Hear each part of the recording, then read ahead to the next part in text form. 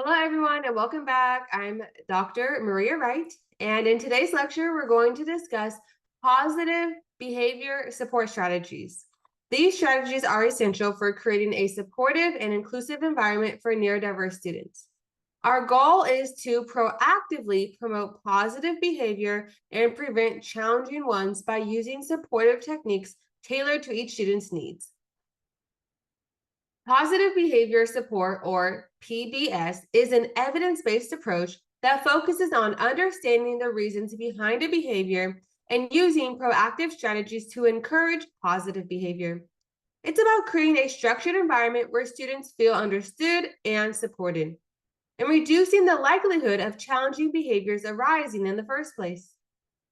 PBS involves three key components: preventative strategies, like setting up the environment and routines to minimize triggers; teaching appropriate behaviors, so helping students learn and practice positive behaviors; and responding to challenging behaviors by using consistent, calm, and supportive responses when challenging behaviors occur. Now, let's dive into some specific strategies you can use in your classroom. First, let's talk about visual schedules. Visual schedules are an excellent tool for providing predictability and structure. They help students understand what's coming next and what is expected of them. This reduces anxiety and can significantly improve their ability to transition between activities. You can use creative visual schedules like using pictures, symbols, or written words, whatever is going to work best for the student's needs, and then display them in a place where they are easily visible. And review the schedule with the students at the start of each day. Now remember to include break times and let students know that when the schedule changes to avoid confusion or frustration. Next, we have social stories. Social stories are short, personalized narratives that describe social situations and appropriate responses. They're used to teach social skills and help the students understand expected behaviors in specific scenarios, such as sharing with a friend or asking for help or dealing with frustration. When creating a social story, use clear, simple language and include visuals if needed, and describe the situation, the expected behavior, and the positive outcome. For example, a social story about raising a hand in class might say, "When I have a question, I raise my hand and wait for the teacher to call on me. This helps me get the answer I need and shows respect for my classmates." Another crucial strategy is using clear and consistent communication. For many diverse students, understanding and processing verbal instruction can be challenging. Here are a few tips to enhance communication.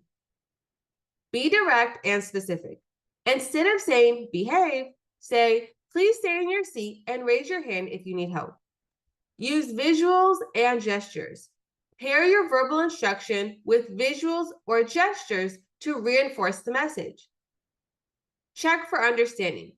Ask students to repeat instructions or show you what they should be doing to ensure they've understood. Consistency is key. Be consistent with your language, tone, and expectations. This predictability helps students feel safe and secure. Let's also talk about positive reinforcement.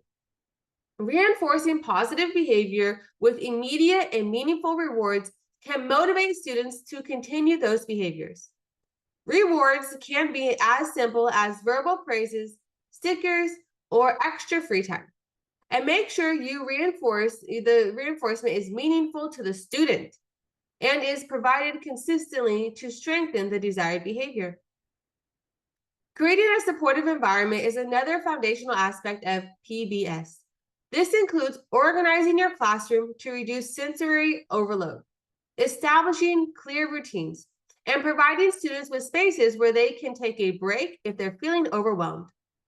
Be mindful of sensory triggers such as bright lights or loud noises, and adjust the environment as needed to make it more accommodating. To effectively implement these PBS strategies in your classroom, follow these steps. Identify the needs. Understand each student's unique strengths, needs, and triggers. Plan and prepare. Develop a plan that includes visual supports, social stories, and clear communication strategies. Teach and practice. Introduce these strategies to students and give them time to practice in a supportive environment. Monitor and adjust. Observe the effectiveness of these strategies and make adjustments as necessary. To sum up, positive behavior support is all about being proactive, positive, and personalized. Use visual schedules to provide structure, social stories to teach social skills, and clear communication to ensure understanding. Reinforce positive behaviors and create a supportive environment that meets the diverse needs of your students. Thank you for joining me in this session on positive behavior support strategies. I hope you find these tips useful and feel more confident in supporting your neurodiverse students. And remember, small changes in your approach can make a big difference in their learning experiences. See you during the next session.